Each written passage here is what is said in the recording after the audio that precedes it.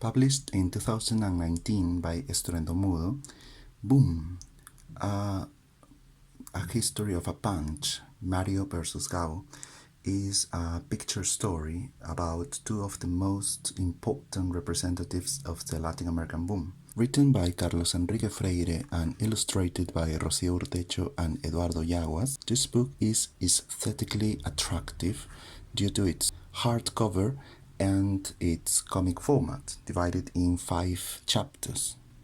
Since the first one, that first meeting in Caracas, Venezuela in 1967, until a next meeting in Lima, Peru, some months later.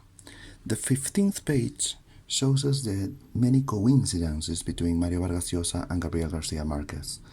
They were raised by their grandparents, they had a difficult relationship with their fathers, they went to boarding schools, they worked as scriptwriters and journalists, they would become Nobel awarded, they would live in Paris, and many other similarities, yet they were so different.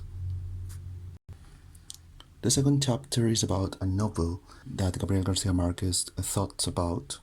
It was a project that a Peruvian and a Colombian would write about the war between their respective countries. That was Gabo's proposal, however, the plan was aborted. It would have been nice because you know that Mario Vargas Llosa has always fought against nationalism. Chapter 3 focuses on Barcelona, where, according to Vargas Llosa, the boom was born. The capital, or the literary capital of the Hispanic world. We are shown the role of different literary agents like Carmen Balcells or maybe Carlos Barral. Both were main characters in the development of that boom. It was in Barcelona in which one of the capital books by Vargas Llosa, Conversation in the Cathedral, became popular and was also translated into a variety of languages, as you can see here. They would become neighbors, and this chapter again shows us the similarities, striking similarities between the two writers. Look at them at school. Look at these panoramic views, one in Colombia, the other in Peru, and both emerge in one. So similar yet so different. That's something transversal in this book.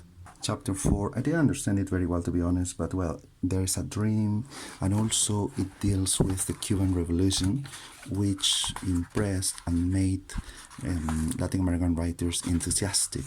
That revolutionary enthusiasm that not only Latin American writers showed. There is a special case, a particular case by Eberto Padilla, a Cuban writer who, well, I knew nothing about. He was imprisoned and tortured, and he writes his famous self-critic, and this is due to this tragic event in which Latin American writers get disappointed. There is a breakup with the Cuban illusion, as it is called. A mysterious character, Susana, appears, and Mario and Susana, Patricia and Gabo, it's not explained so well, it's not explained in detail, but yeah, this chapter marks the bitter relationship that they start having.